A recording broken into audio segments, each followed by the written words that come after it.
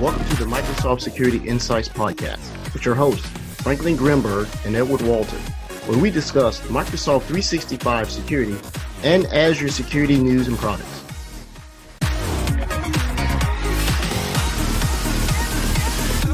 Recorded February 2nd, 2022. Good evening, Franklin. Good evening, Brody. Good evening, Rod. And good evening, the non-existent guest that we had coming on. How's everybody doing? Good. How you doing? I'm 100% better than I was last week. Oh, that's right. Everything came out okay then. He's got his color back now. He was all pale last week. I want to tell you, and this is not for the podcast, but We are recording now, just to let you know. that last piece, the last mile of my situation, it should never happen to anyone. And I'll leave it at that. That's just the, I'm glad it's over, but if it's never going to happen again. So you had to quit. You had to quit eating Pop-Tarts because of it. Pop-Tarts. Oh, no. I've got like a daily regimen now. I took like 10 tips, 10 suggestions, and I'm doing them all every morning. So if it ever happens again, then I'm going to punch everyone that told me, that gave me recommendations. Let me tell you something. Let me tell you how deadly Pop-Tarts are. I took a I can't even Pop-Tart. say it right. A Pop-Tart. Pop-Tart? Pop-Tart. Pop-Tart. Yeah. Pop-Tart. Let me tell you how deadly PTs are. I found one. I got in my house. Must have been my grandkids when they came over, my sons or something. I said, cut it to a little bitty square. Drop that Pop-Tart into a glass of Coca-Cola and it would not dissolve. And it grew into a new Pop-Tart. It started a new flavor. It started swelling up. I was like, okay, this is what blocked Rod up.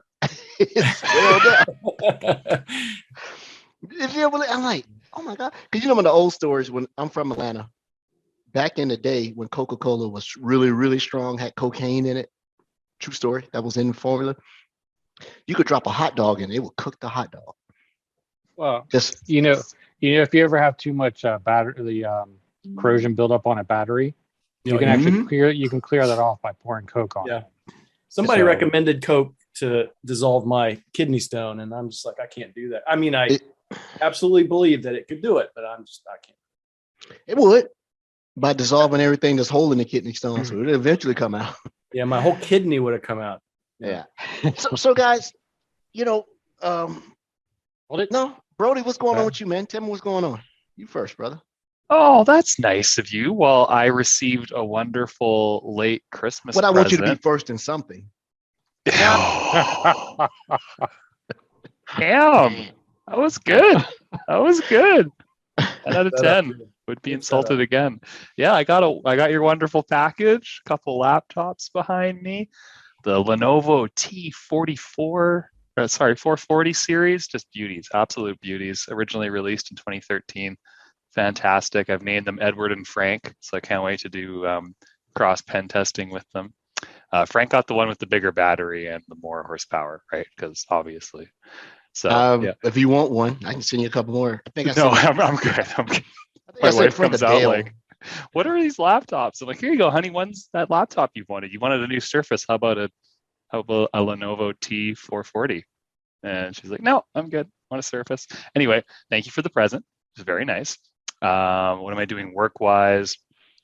Well, we're doing that security and compliance assessment, and that is nearing completion, and that's pretty interesting. And I've got a customer who's very interested in Defender for Cloud Apps, and then we're currently doing a Defender for Endpoint and Identity engagement with them. And it's just been going so well that we've got leftover time to do additional things. And so I did a presentation on that today, and they're very excited. And the fact that it's been running for months with Defender for Endpoint integration turned on means they've got all this telemetry and nobody had any idea, right? It's just been sitting there chewing away, logging everybody's activity in it. And now that they know where to go, they're going to be able to go take a real good look at what all their users are accessing in terms of third-party apps and whatnot. So they're very excited to keep looking into that.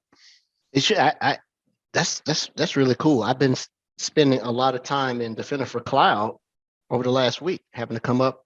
Got a presentation coming, a POC around it, so I may pick your brain on it. But I'll tell the story about it in a minute. Franklin, what about yourself? Other than writing bad exams that fail brilliant people like me. Well, speaking of exams, when is the SC 300 competition going to start? Want to do Between March? you and Brody. March. I'm not allowing you time to get in shape. Start now. All right, Start now. When is the end date for this that you have March to have 1st. It done by? March 1st. No, so you have to have it done by March 1st. Oh, it's February, right? So March 1st is for the March 2nd show. We can discuss it. That's like 4 weeks, Brody. I can do that. Sure. Brody, you better beat the pants off me. This is what you do every day. I don't actually. It's what I did. Like I come from a very Active Directory, domain services heavy administration background. And then in my old job, I did a lot of identity-based stuff. And then since moving to Microsoft, it's been all security and compliance. So I haven't really touched a lot of this hands-on. Really? And, is that it? But I got it. Like, don't get me wrong. You're going down. Like, I know all of it. You're going down. Like, I'll just brush up on it. Really? That excuse sounds like this to me. Brody, do you have a bike? Do you know how to ride a bike? Do you believe because you haven't ridden that bike in a while, you forgot how to ride a bike? No. And I would beat you at a bike race too. So let's do that. Yeah. All right. There's 4 sections. So there's a total of 6 points available. So we'll see how this goes. Okay. Perfect. Thanks for giving me more work. Maybe we could bring someone else in on this too that hasn't.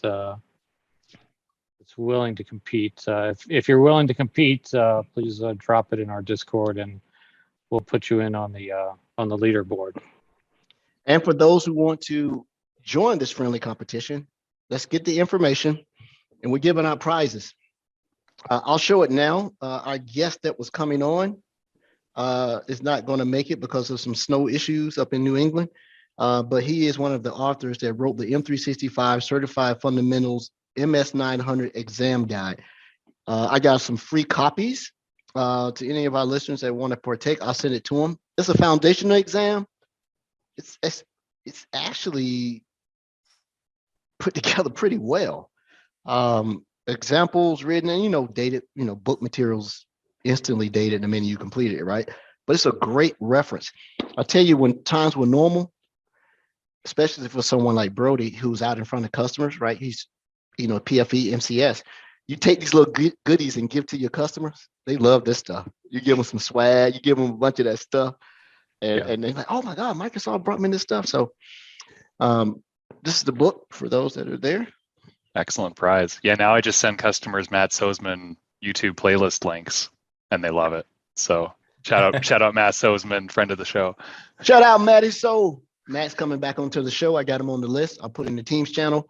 We'll push Aaron Gumadi to a week down. Then we'll cycle him to the back of it because we already have 2 people coming over from MDO for the next 2 weeks. And then after that, we're going to have Ricky Simpson, who's coming from the Microsoft Defender for Identity product group. And I believe another person that's going to join him is his cohort, Daniel Name. I just got through looking at the Microsoft internal roadmap for MDI. It's all right.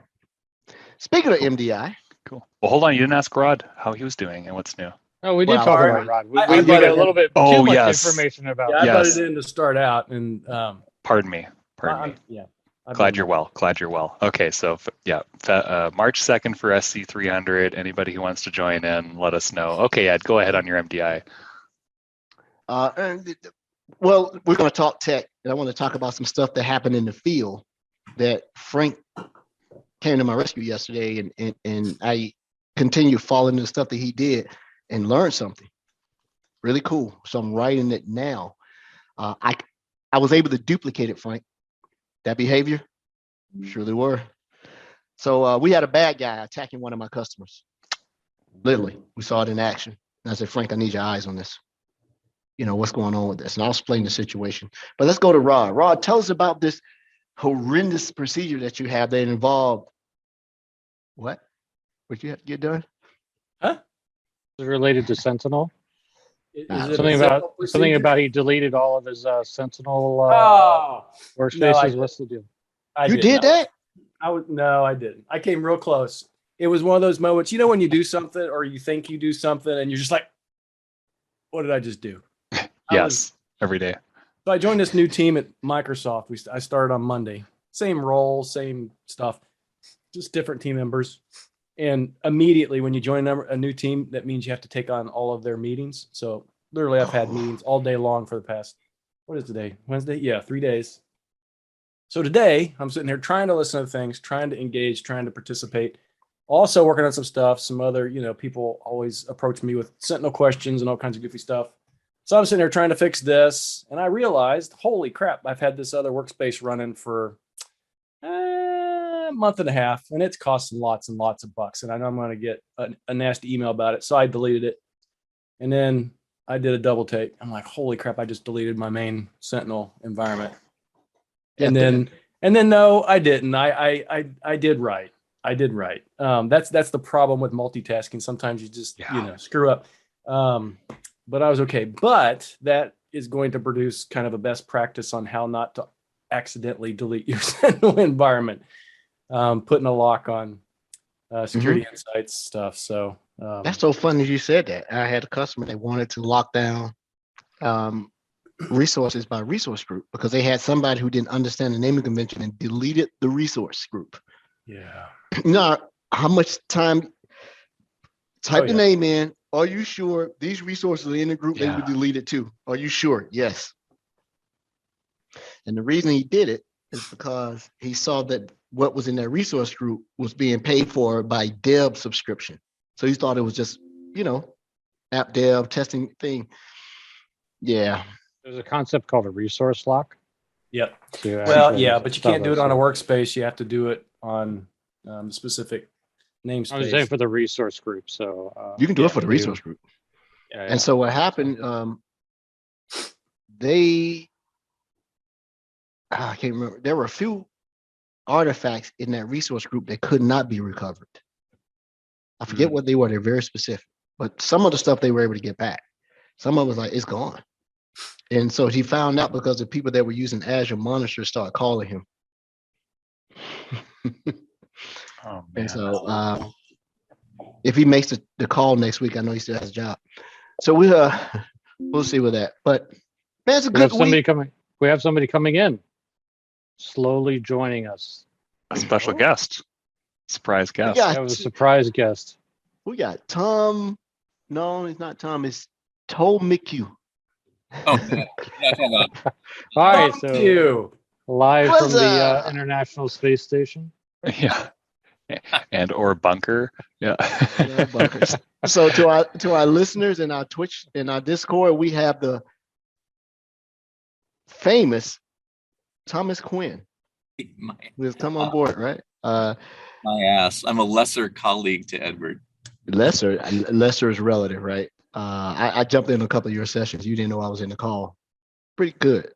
So don't tell me that you know Azure security stuff, man. You were in that Azure WAF presentation. You were in that firewall presentation that we was in. Yeah, I can hide myself in Teams so you can't see me. Can you really? Mm-hmm. That's creepy. Really creepy. You have to show me. I just wanted to listen, man. I miss you, man. You don't call, you don't write.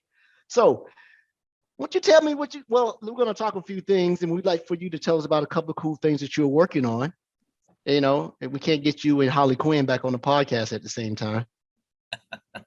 She'll listen to you though. She'll come. If you call her, she'll come. And so let me tell you guys something really cool. We're gonna let Tom talk about some of the cool stuff that he's been doing.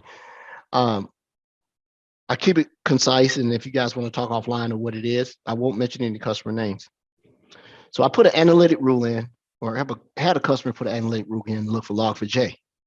So inside the analytic rules, I believe there's somewhere between 4 and 6 in the analytic rules in Sentinel that were created by Microsoft, put in there. Whomever created is there. Some of them won't work because you don't have the parsers. So I help them download the ASIM, the Azure Sentinel integration modules or something, whatever it is. It's the parsers that are made for about 7 different categories to parse information that comes in certain tables based on everything from authentication, IP address, web things, and a few other things. So he put that rule in about 3 weeks ago, and his Sentinel environment started expanding with nothing but log4j, right? And we go, uh-oh. But they had already had a remediation company come in and do it for them. So they thought they would cover it. There were some outstandings that they needed to fix, but those machines were in the DMZ, and they taking care of them last. These were client machines, Windows 10 boxes. I'm like, that don't look right. So when you look inside the entities or the incident in Sentinel, you can see the username as an entity and you see an IP address. But the IP address is not the address of the client. It is an IP address of the ISP that they use. Okay. So we're like, first of all, I thought that was a malicious IP address that was the endpoint for a C2 for Log4j, but it wasn't. What it is customer runs a client-side VPN for Zscaler. So when they fired up Zscaler, it creates a tunnel and they shape the traffic. They want everything but video traffic to go through it. And then they dump the video traffic on another section so that it doesn't get overly inspected and it doesn't break Teams and a few other things they were using, right? So, but what it does is they integrate you with multi-factor against your Active Directory infrastructure. Okay. So what this thing does, if it believes, and it's sensitive to your password expiring and or for you to authenticate to be able to get through it, what the software does, it spins up a tunnel, goes into the environment, traffic's going through, they monitor it because they have Zscaler integrated with MCAS to be able to, so they do the policy creation in MCAS and they use Zscaler to enforce it. Right? So Zscaler will see the MCAS policy and say, oh, you can't do that. That's a block thing. So they do it that way. They didn't want to use the blocking. So when the Zscaler ran, it creates a backdoor tunnel strictly for authentication. Created another tunnel. So it looks like this machine established a communication, then created another tunnel to talk out to the IP address. But that tunnel is to allow you to authenticate or either change your password without breaking your connection. Okay. So if you need to change your password, you can get Control-Alt-Delete, change it, and so that your connection doesn't break, it sends the authentication through that back channel. Okay. And so I emulated. I said, hey, let's do this. Let me get Zscaler. Put it in for me. Let me look. I put it in. Establish the tunnel, then hit Control-Alt-Delete, change password, and without a fail, about 15 minutes later, bam, you get alert in Sentinel. I saw it, and I was like, oh. And so that query was written by Microsoft. It's a little bit deep. What it is looking at behavior patterns, not necessarily the IP addresses that are coming from that CSV file in GitHub. It's looking at tactics and patterns around that. And the reason at first I was panicking. I said, man, let me get somebody on here. Frank, get on a call. You say, what? I said, need your help. So we go through, and that was a red herring, because what made this thing blow up for the customer was one of their end users, who is a high ranking individual, high value target, his wireless router failed. So he had to get work done. He takes it off and plugs it directly into the back of his cable modem. So now his Ethernet adapter on his laptop is the same IP address as the public IP address on his router.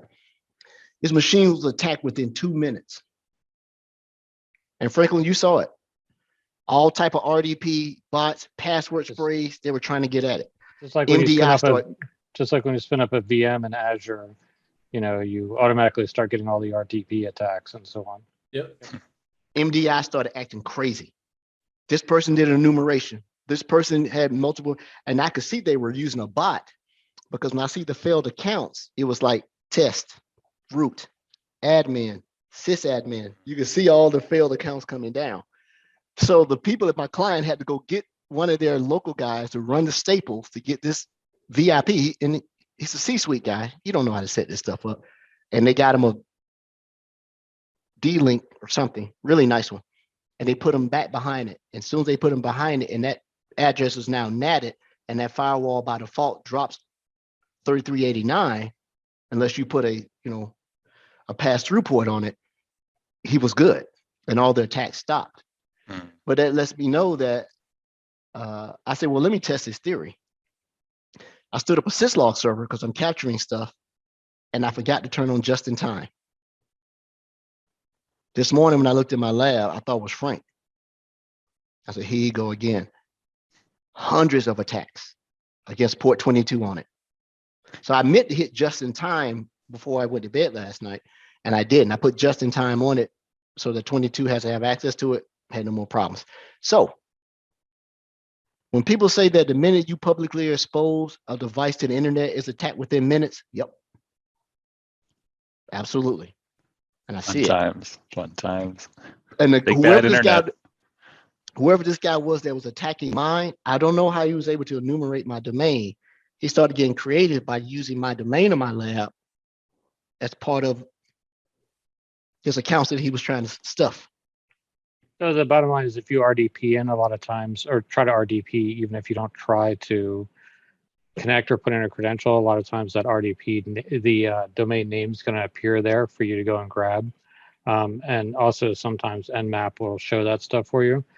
So the MDI message that you got, if you go into the docs.microsoft.com MDI, you can see the error number, and then you go and you put that to what you're seeing. And I couldn't see too well because some of the things I was seeing was very small on the screen. Mm-hmm. But I did not think that they actually had compromised that machine yet, because they were still using brute force on just a name list to get in. Because if they actually had gotten in, they would not have been doing that. They would have actually, if they actually had gotten in on that machine, they would have actually been able to do recon on the domain and have all the usernames or whatever at that point in time to move forward. So I didn't think that they actually had gotten on the machine just because they were still brute force from there. But it was important to go out to the docs.microsoft.com to look up the specific MDI error and what they say is causing it. So thank you, Franklin, for coming in, because you could tell that my hair was up in the air. I'm like, oh, whatever. They need to call DART. They need to call somebody else that's getting out of my water. Well, right. But we knew that the other one on the other one that you're running into the authentication deal, the Log4j. We kind of we knew that it was not real because it was just not the right attack for the endpoints that was going on. But we still said, okay, but you still took the time to verify and make sure that our assumptions were right about what was going on. So one of the things that we did was we actually said, okay, take a look at the alerts with Inside Sentinel, get the UTC time. So there's a thing called the pivot UTC, where we're going to go take a look at everything on a specific machine during that window to see if there's anything that's strange. We saw what was possibly triggering it, but then we just wanted to validate that on other machines, or do the homework like you did and manually trigger it to make sure that was the case. So I thought that was interesting. And then Franklin does as any IR or guy said. He said, I believe what I see, but you need to go prove it. You cannot assume that this is it. You need to go prove this to make sure that this isn't valid, right? Because we had enough evidence to say the randomness of it, looking at the Zscaler logs to say, yep, this person established connection at the same time, still not good enough. He said, you need to disprove that this is not a malicious attack. And so, because you don't want to say, oh, it's nothing, right? But the one time you don't do your homework on it. The one time you don't do your homework on it. I learned a lot though. So then I was able to open up Fiddler and watch the traffic. And coming in and out, I said, oh, let me take a look at the traffic real quick. And then I give you another tool that works really good. I mentioned this at the very beginning of our podcast years ago. There's been a tool I use called Glasswire, Glasswire, like $99 perpetual license. It's a visualization overlay to your Windows firewall. It puts your device in a software promiscuous mode. You can see all the traffic. I love it. And then you can do a virus total connection. So it scans anytime there's a file, it'll check virus total for you. I highly recommend you buy Glasswire. It's actually really, really good. I used to use it when I used to do a bunch of Azure migrations using ASR, Azure Site Recovery, because that was the only migration method back then. And then I could see if the staging server was getting the communication that he needed, right? And I didn't want to put Wireshark on there. And what's the other monitoring tools? Glasswire. Shout out Glasswire if you listen. Come sponsor the show. So we had a question in the chat. I'll just summarize it. What are the top 3 lessons learned from your experience there? Top 3. Don't assume that your vision or your line of vision is security only. You need to go get other players who have insight to what is going on to the network. The networking guys brought clarity to what was going on, right? Because without an understanding on how to use that tool, you won't know. So number 1 lesson is find a person that owns the wire. Somebody owns the wire, right? And see what's going on. Number 2, you could be the expert, but you're not the only expert. Get help. Get someone else to validate what the hell is going on so you can see. That's what it's called, teamwork. Number 3, duplicate it. If you can duplicate it, then it's not an attack necessarily. Duplicate what you saw, and I was able to do it. Just got to get the right people, right tools, put it in, and it was fairly quick, right? Get the person that owns the attack vector or the surface vector, get some help, duplicate. It's funny. I'm writing some learning content for Microsoft right now, and everything that you went through, Edward, and the process that we went through is exactly what that learning material goes over. So I actually enjoyed it because it validated the learning material that I'm writing. So that was good. All right, tell us about the guest. Who is this? So this guest is Man a returning. He is Thomas Quinn, famous global black belt. So he covers M365 Defender, Azure Firewall, Azure WAF, Azure Policy, Azure DODS, Azure this, Azure that, Azure what another. No such thing as Azure Defender. Yeah, none of that exists. Oh, is that right? Okay, there you go. You work at Microsoft, right? I forgot. No, I work for Ed. That's what I work for. Microsoft just happened to employ me at the moment. There you go. So Thomas is a global black belt. He covers the financial services industry. He's a peer.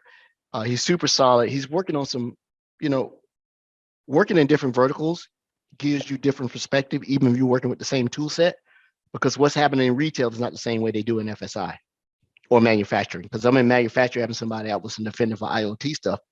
I learned something the other day about it. I'll show you guys that when we start going to YouTube demos. So Tom, where you been, brother? You don't call, you don't write, you don't. But I love you though. I feel it. Good. Oh, that's sweet, guys. The things have been, as always, busy. It's always a challenge, always exciting. Especially as we bring out new services and customers get more ingrained and ask deeper and more interesting questions with the things that they already have or are dealing with. So it's always cool. It's good. Latest was like PCI DSS, working with the customer around what do we have available to make that simpler? What guidance do we have? How to approach a QSA as part of their assessment. Different take on things. A lot of it architectural. We have tools that we can provide them to help with that. This is all about, this is like an Azure architecture. They got a workload and it's going to handle credit cards.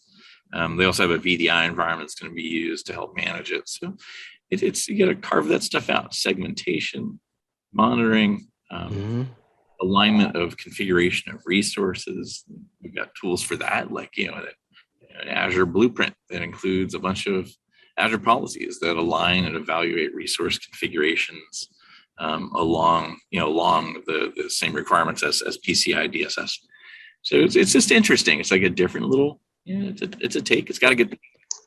So can you tell us more about Azure Blueprint, Azure Policy, Azure Security Center, for all you people? They're going to say that's the wrong name. And the compliance with inside Azure Security Center for lining all that up. So tell us more about that experience and what that provides and so on, because I think it's one of the areas that I think is not talked about enough, and even with inside the learning material out there and promoting that. Because whenever anybody says compliance, they always think, oh yeah, Brody and his data compliance over in the compliance admin center. So can you tell me more about how all this plays together and so if somebody's completely new to this and why that's important? Yeah. Brody, and not to disparage you, I'm going to talk about real compliance. Yeah. It's just shit on Brody today. That's okay. That's okay, Tom. That's okay. I love you like I love Edward, but just saying. Yeah. All good. All good. Please enlighten us on compliance.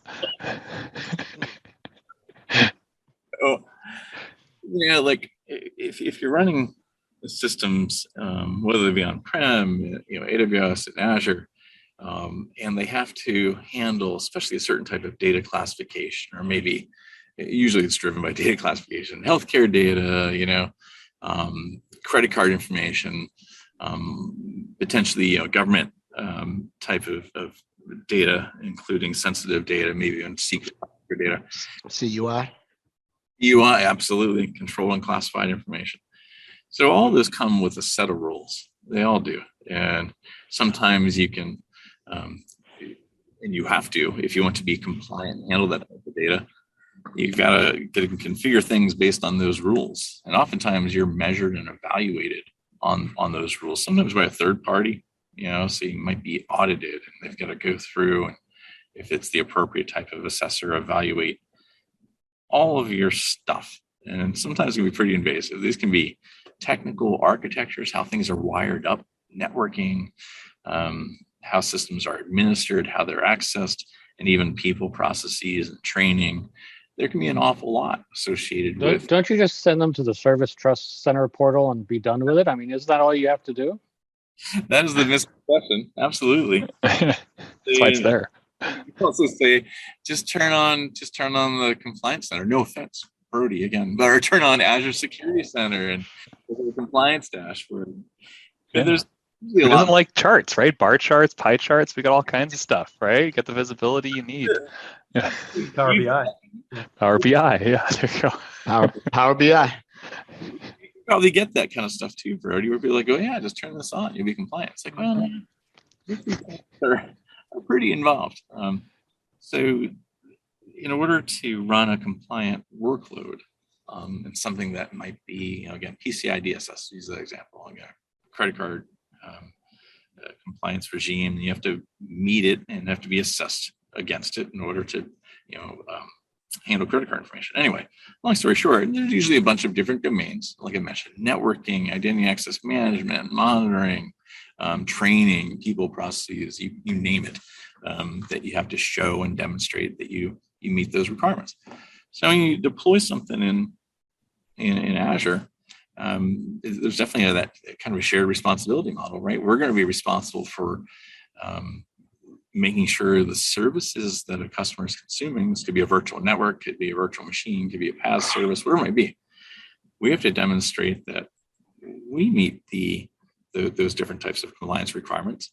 And then the customer has to show that how they use those services, how they configure them, how they wire them up, that they meet those different types of compliance requirements.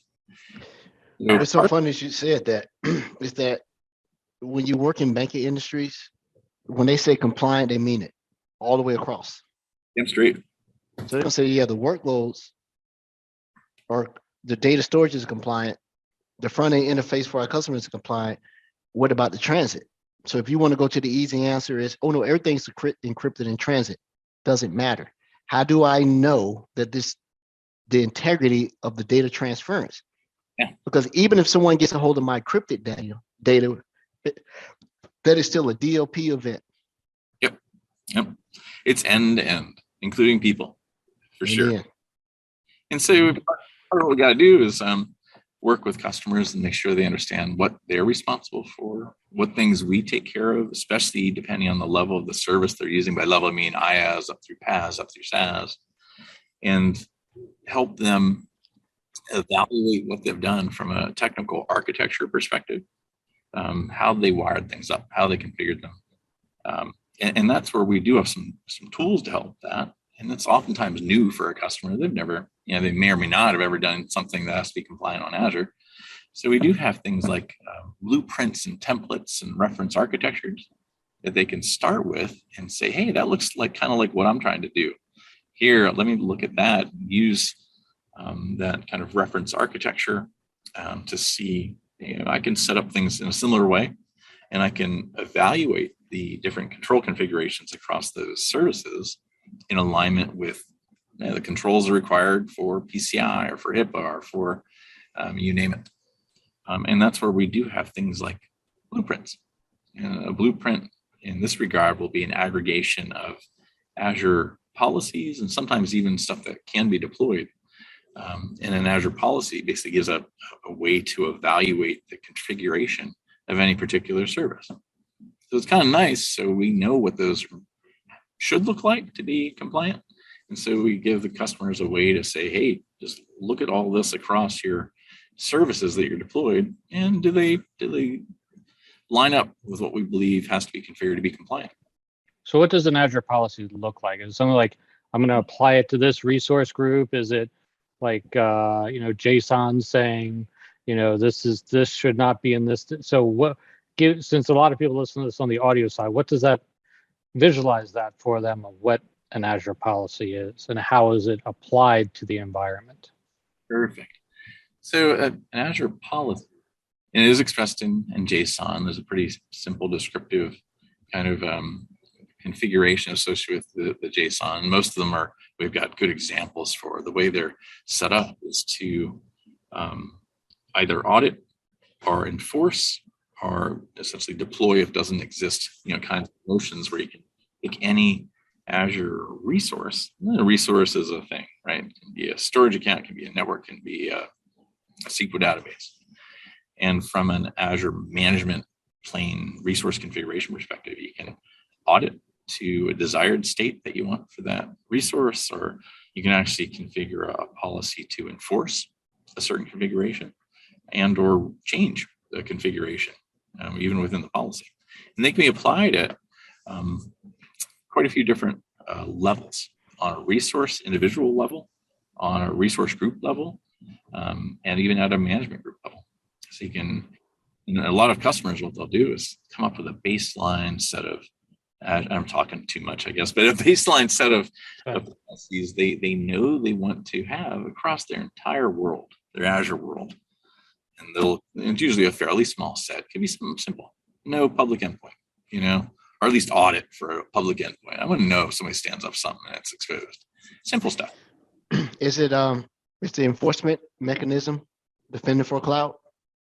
The enforcement mechanism is within the policy itself. So you can actually, like I just mentioned, no public endpoints. You can enforce it. You have a policy at a very high level, at this management group level, and no one will be able to configure a resource or deploy one, say with a public endpoint. It's kind of an overloaded example. There are lots of nuances to that, but that's the intention. So is this something that's displayed in Defender for Cloud, or is all that information displayed inside policy? It's actually in both, of all things. Okay. So I was kind of explaining like the fundamentals of Azure policy. So great governance tool, great auditing tool. What we've done, what Microsoft has done, is create policy initiatives. And a policy initiative is an aggregation of policies. We've set these up in an audit mode configuration, and we've built them where they map to and align to different regulatory frameworks and compliance regimes. And those are built into Defender for Cloud under the compliance dashboards. What's behind it, though, is a bunch of policies. So we have a policy initiative for NIST, one for PCI, one for HIPAA, CIS. There's one for Azure Security Benchmarks, which I really like. So that's good. Initiatives, and there are a bunch of policies that Microsoft wrote and mapped to those different frameworks. So really useful, really powerful, too, because otherwise you got to do it by hand, and that kind of sucks. Yeah, I mean, I think there's too much focus on the compliance center and what it's providing versus what you're talking about. And so really, it's something that I've been pushing on the training side to get more people looking at it, more people testing on it, and the knowledge out there, because it does provide an incredible amount of controls or visibility into the environment to meet those requirements. So yeah, couldn't agree more. And most customers have to meet some type of rules, whatever. Sometimes they're internal, but a lot of times they're external, and we provide ways to show that you meet those rules, and that's pretty.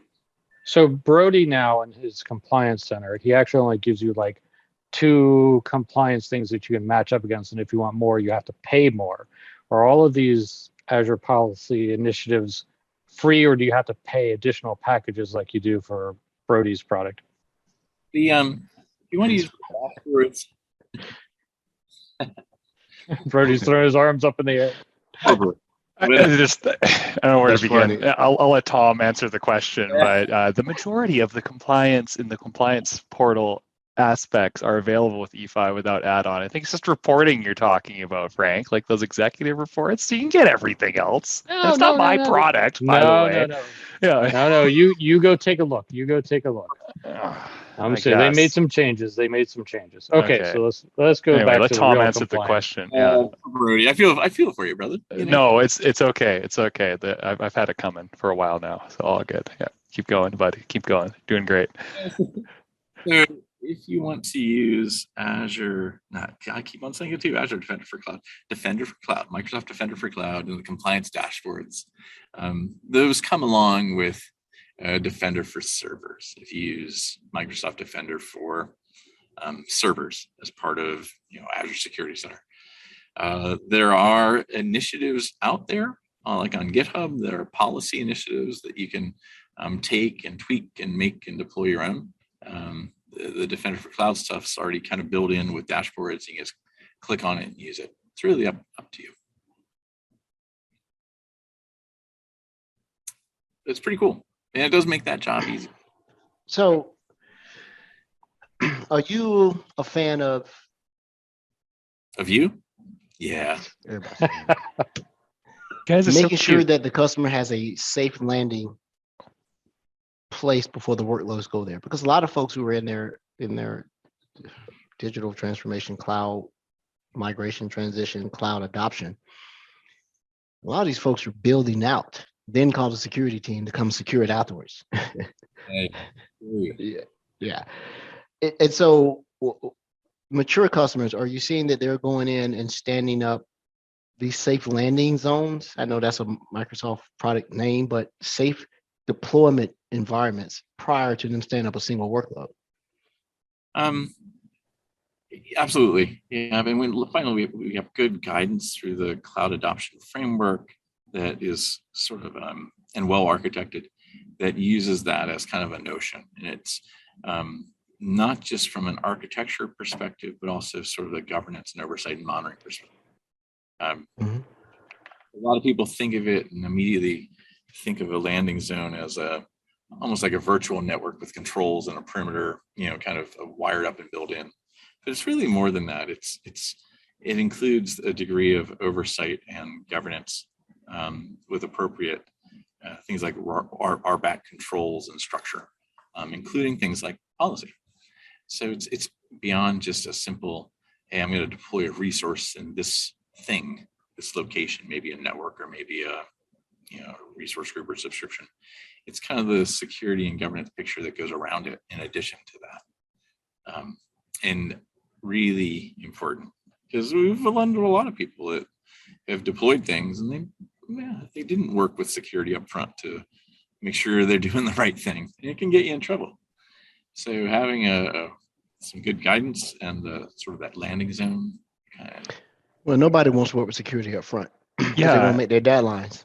Absolutely. Security just gets in the way, it's just roadblocks and enabler. The bane of PMs are security people. I actually wrote a book about it in O'Reilly's. I think it was called Security Deliver Your Project. And so there you go. Hey, I started been listening on the back door and some of the stuff that you're doing. I know you work with some of the other peers from the probably Nancy or Ingrid or Natalie, who are the security and compliance GBBs. What have you been doing in Sentinel, man? Who, me? Yeah. Actually, it's been really interesting lately, especially with some MSSPs and look at the hierarchy of SIMs. When you have a SIM of SIMs, common patterns, even within some of the large enterprise customers. I don't know if you're seeing the same kind of thing, Edward, but where you have, and sometimes because of really like privacy requirements and data residency requirements, you do have to segment out your SIM architecture into multiple components and then design and figure out how to aggregate those SIMs into a sort of a master SIM and automating that, maintaining it, really interesting. So, and Frank, I know you probably have done, Rod, you probably have done a lot of this too, but it's been something recently with me, especially at very large scales, that's intriguing. Lots of ways to carve it up. System limit. What I'm seeing now is that customers no longer want to be sold Sentinel as a displacement product. And this is a broad generalization. They are more adoptive of, we're going to run two SIMs. Yep. We're going to run two. We're going to have this one that's going to be close to our cloud asset and bring stuff in. And we're going to have this one for whatever reason, skill set that is there until we skill other guys up. And I'm in a maintenance contract for 2 years. So I'm not going to dump it and use your stuff. So I'm going to use both of them. And I'm going to go with a trust but verify. I'm going to look at the detections and say, why did QRadar catch this and Sentinel didn't? And why did Sentinel catch this and Exabeam didn't? And I like that approach. I really like those type of conversations where the salesperson is not immediately thinking about, displacing a product that's been in place because they don't understand the career nuances. Choosing the wrong SIM is a career limiting event as a director or CISO or something like that. It really is, right? Because it's beyond whether the technology works. Is that if you don't properly do it, and this is going to be a kudos out to Frank around his training, certifications, knowledge sharing, upskilling. I keep telling my customers, skill your guys up in the thing that you are going to in advance so that they're not intimidated when they get there and they go, the hell with this. I'm going to go get another job, right? You don't have me work on Splunk for 6 years and all of a sudden you're telling me, oh, well, we're not using that anymore. So they like, well, do I stay through this and try to learn this? Old heads, those who don't or who are not lifetime learners like a lot of us, will go, I don't have enough time to learn this stuff, right? I ain't gonna lie. I had the same type of attitude when I first got introduced to KQL in my job. I was like, I don't want to learn a language to do this. But as I got into it, I realized this is beyond Sentinel. I can use KQL anywhere. You'd be surprised some of the stuff I'm seeing right now. Big shout out to Must Learn KQL course, whoever the creators of that stuff is actually pretty good. I'm promoting it. Shout out, sponsor the show. You might have mugs you can buy. Where's the Microsoft Security Insights Must KQL bugs? What's the deal? Yeah, where's our discount code, Rod? Yeah. Like discount code, Rod. Why? This is the first time I've been asked about this. Okay. Take a note. And that's what I'm teaching my sellers to say, hey, let's not have a takeout. Let's have an augment. Let's have a trust but verify. Let's look at these things. And when you make your practitioners confident in the technology that's being forced down their throat by the leadership, they're more receptive to go, okay, guess I need to jump in the course, right? I guess I need to go listen to this podcast. I guess I do need to stand up me a test tenant with my, my $100 things, right? For our listeners who are reluctant to believe that the cloud is the way, it's the way. It's not going to replace data center anytime soon, because there are some nuances about having a data center that you put your stuff in that are still not matched in a cloud environment. But definitely you got to consider. I'm seeing more multi-cloud.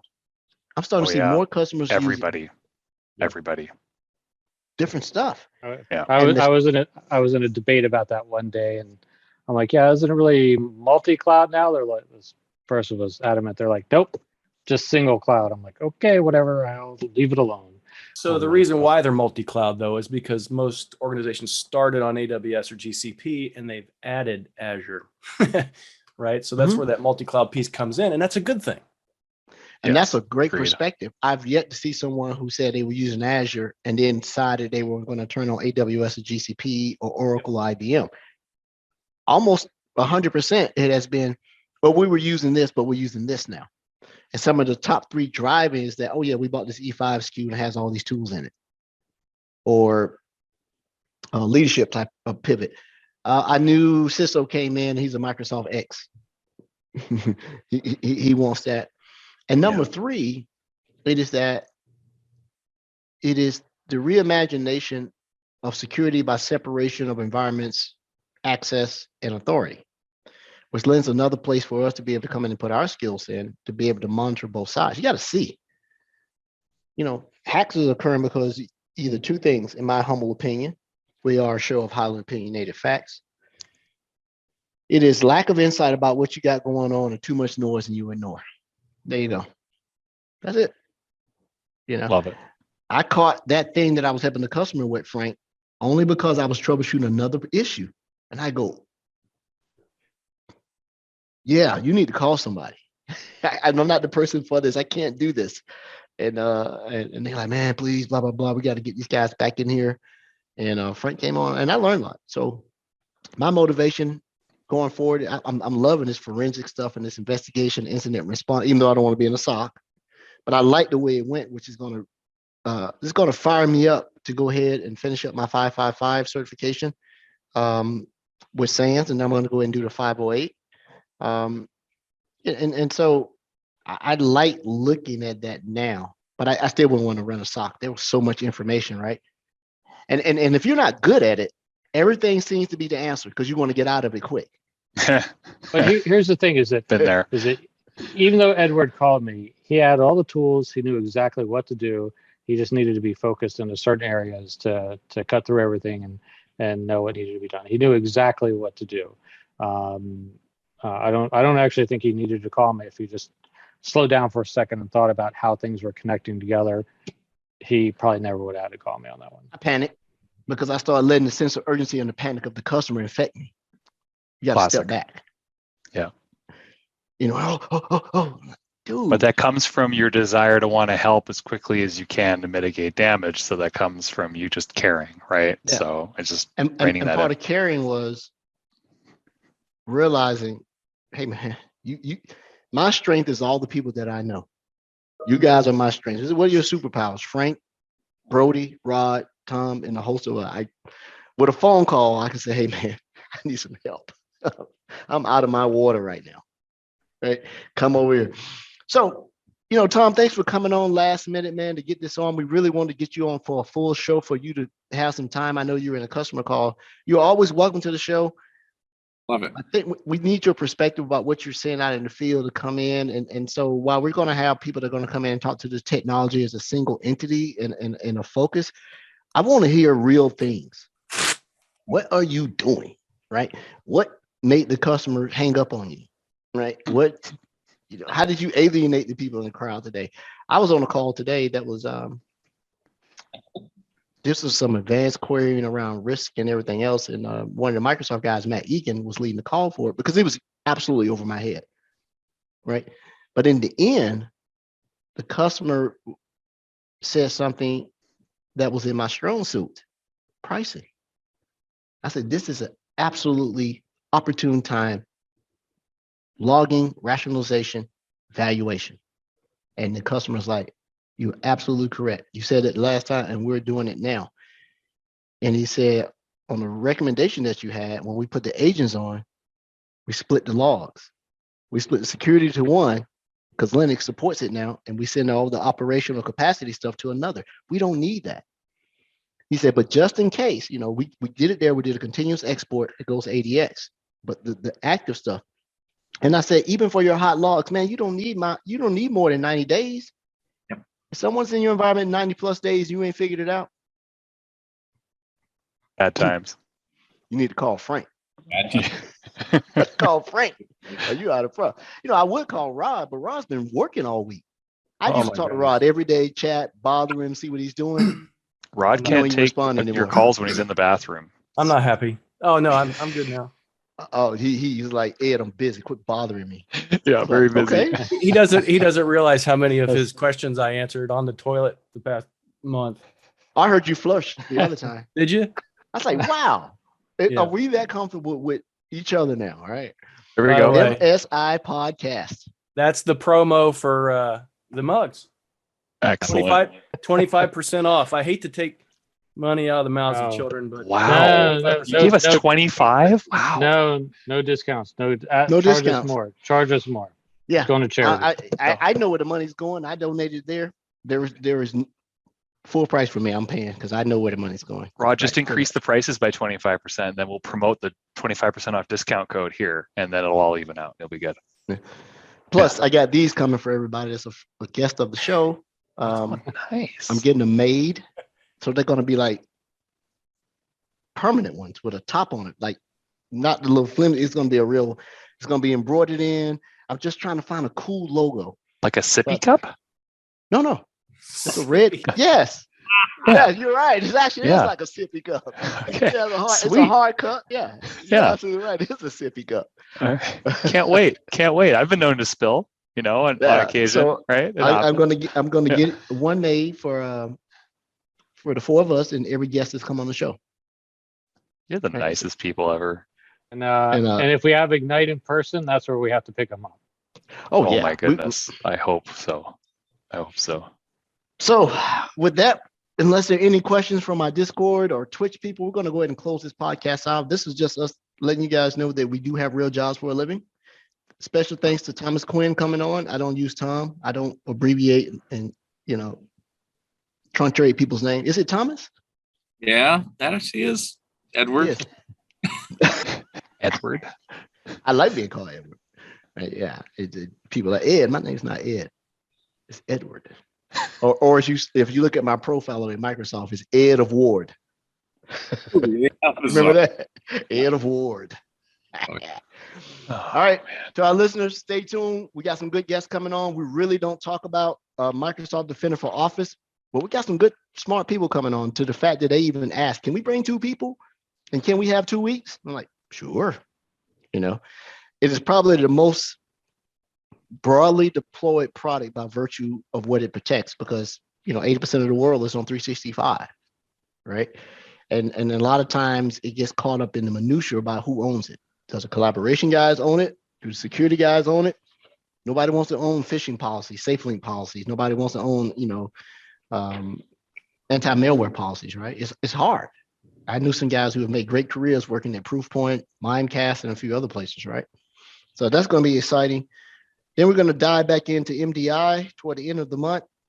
And then I have a reschedule for our guest tonight who could not make it because of snow issues up in New England. He's going to come on and talk about an MS900 in March.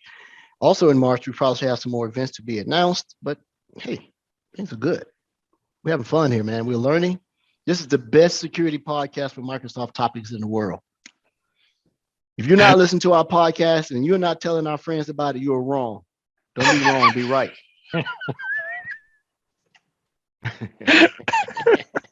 Should be in marketing, Edward. I just say intimidate him into compliance. So all right, Tom, stay on the line as we close out the show. I want to talk about a couple of things. You and I were on the same call today about what I want to bring up. Cool. All right, until next week. Until next week.